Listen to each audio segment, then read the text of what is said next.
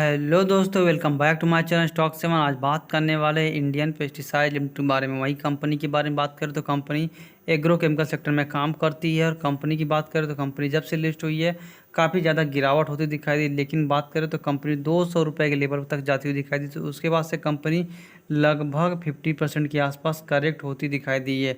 वहीं top bottom से गिरावट होती 200 रुपये के आसपास, कंपनी में 30% के आसपास गिरावट होती दिखाई दी।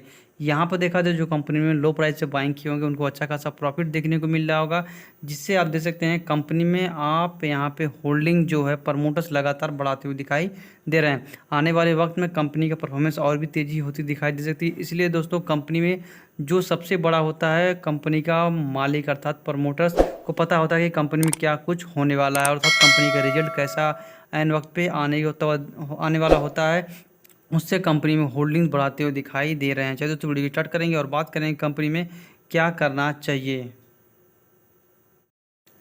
सबसे पहले बात करें तो कंपनी के बारे में देख सकते हैं इंडियन पेस्टिसाइड लिमिटेड आपको 315 रुपये पे मिलती हुई दिखाई दे रही है। और कंपनी में आज लगभग 0.28% के आसपास गिरावट हुई है। 5 दिन की बात करें तो कंपनी देख सकते हैं 7.5% के आसपास आप तेज़ी देखने को मिल रहा है। यहाँ पे देखा जाए तो कंपनी की एक मंथ में लगभग 12% के आसपास तेज़ी होती दिखाई दे रही है। और बात करें तो कंपनी में 6 मंथ का तो आप देख सकते हैं कंपनी में लगभग 11.5% के आसपास तेज़ी हुई है। जब कंपनी का टॉप बॉटम बना था लगभग 200 रुपये के लेवल के आसपास, उसके बाद से देख सकते हैं कंपनी में लगभग 45 से 50% के आसपास जंप देखने को मिला है। यहाँ पर देखा जाए तो कंपनी में अच्छा खासा परफॉर्मेंस आपको 17 जून से लेकर 21 सितंबर के बीच में मिलता हुआ आपको शेयर मिलेगा। यहाँ पर देखा जाए तो 50% के आसपास तेज़ी होती दिखाई दे रही है।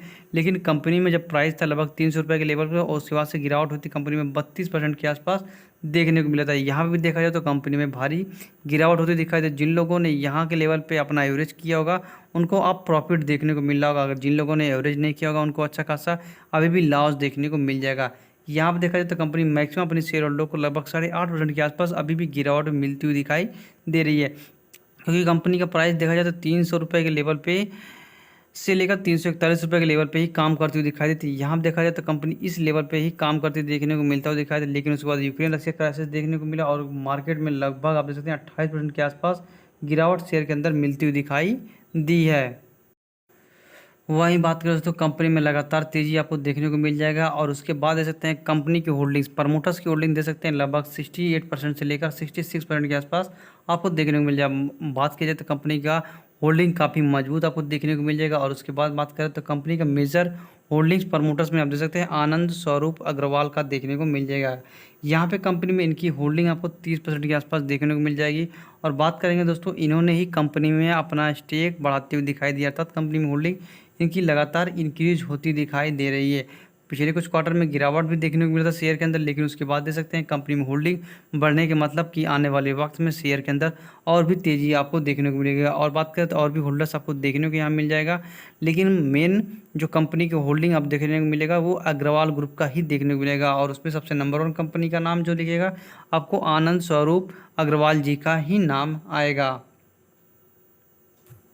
वहीं बात करें तो कंपनी का जो न्यूज़ निकल के है तो आप देख सकते हैं इंडियन पेस्टिसाइड लिमिटेड कंपनी का नाम पढ़ सकते हैं। प्रमोटर्स एंड डायरेक्टर भी कंपनी का नाम पढ़ सकते हैं। आनंद स्वरूप अग्रवाल जी ने अपनी ही कंपनी में लगभग 2 लाख शेयर के बाइंग करते हुए दिखाई दे। जो कंपनी में बाइंग की है उन्होंने 15 सितंबर से लेकर 16 सितंबर के बीच में देखने को मिल रही है। यहाँ पर देखा जाए तो कंपनी में लगभग 2 लाख शेयर बाइंग करने का मतलब कि आने वाले वक्त में शेयर के अंदर और भी तेज़ी होती दिखाई दे सकती है, जिससे कंपनी का प्रॉफिट की बात करें तो यहाँ पे आपको आनंद स्वरूप के देखने को मिल जाएगा। और कंपनी का प्राइस भी बात करें तो 15 सितंबर से लेकर 16 सितंबर के बीच में 2 लाख शेयर प्रमोटर्स के द्वारा उठाया दिखाई दे रहा है। वहीं बात करें तो एफआईएस और डीआईएस ने भी कंपनी में लगातार स्टेक बढ़ाते हुए दिखाई दिए हैं। बात करें तो कंपनी में देख सकते हैं डोमेस्टिक धीरे धीरे अपना इन्वेस्टमेंट तेज करते हुए दिखाई दे रहे हैं। देख सकते हैं डोमेस्टिक के पास पिछले क्वार्टर में 1.06 था जो बढ़कर अब 1.07 के पास चला गया है। वहीं बात करें एफआईएस ने अपना स्टेक लगातार डिक्रीज करते हुए दिखाई, लेकिन तो भी कंपनी में 2% के आसपास स्टेक अभी बाइंग करके रखे हैं।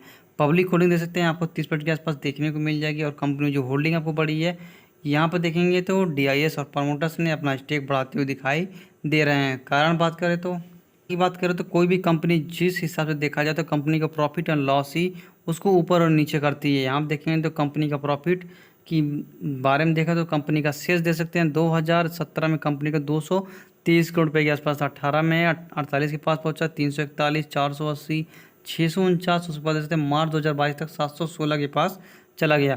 वही देख सकते हैं कंपनी का ऑपरेटिंग प्रॉफिट मार्जिन भी देखा जाए तो कंपनी का लगातार इंक्रीज ही देखने को मिला। जो कंपनी का प्रॉफिट 27%, 22%, 19%, 20%, 28% और 30% के पास देखने को मिला। आप यहाँ देख सकते हैं कंपनी का 19% से लेकर 30% के आसपास company operating profit margin they पा रही है।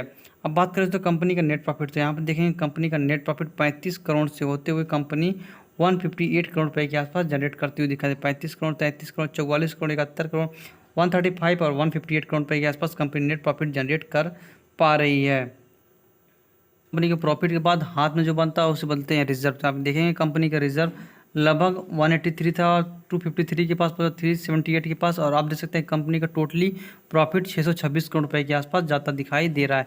यहाँ पर देखेंगे तो कंपनी के रिजर्व प्रॉफिट के बराबर देखने को मिलता दिखा है, क्योंकि कंपनी का प्रॉफिट बढ़ेगा तो ही कंपनी के रिजर्व बढ़ेंगे। यहाँ पर देखा जाए तो रिजर्व लगातार आपको इंक्रीज होता दिखाई दे रहा है। और बात करें तो कंपनी के ऊपर कर्ज के बारे में, तो आप देखेंगे कंपनी में शॉर्ट टर्म या लॉन्ग टर्म कर्ज तो काफ़ी नामुमकिन सा देखने को मिला। 3.5 करोड़ का कंपनी के पास लॉन्ग टर्म कर्ज है, और शॉर्ट टर्म कर्ज की बात करें तो 10 करोड़ रुपए के आसपास देखने को मिला।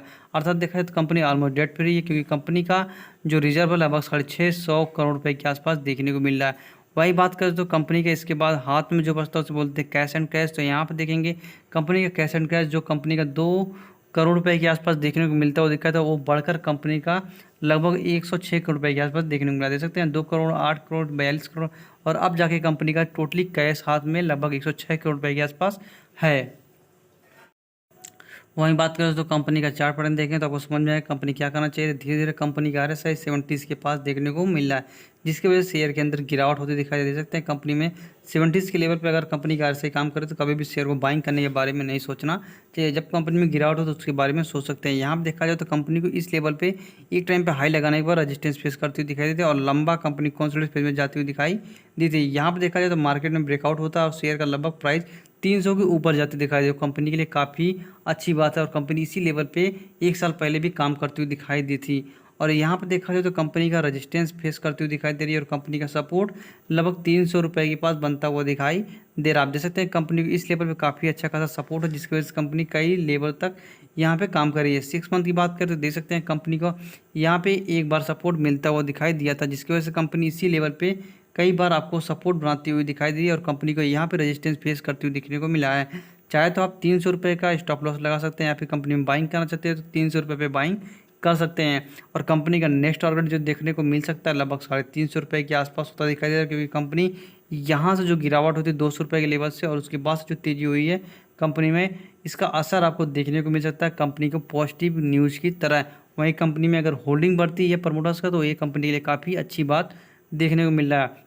1 साल की बात करें तो देख सकते हैं कंपनी को इसी लेवल पे कई बार सपोर्ट बना है। आप देख सकते हैं यहाँ पे देखेंगे, और यहाँ पे देखेंगे, यहाँ पे देखेंगे, यहाँ पर भी कंपनी को सपोर्ट बनता हुआ दिखाई दे रहा है। चाहे तो यहाँ पे बाइंग करने के बारे में सोच सकते हैं, लेकिन एक बात हमेशा याद रखिएगा, कंपनी का RSI 70 के नीचे हो, लेवल 50 से लेकर 65 के पास हो तो कंपनी में तभी भी बाइंग करने के बारे में सोच सकते हैं, जो मीडियम माना जाता है। और 30 के नीचे हो तो कभी भी शेयर को बाइंग करने के बारे में नहीं सोचना चाहिए।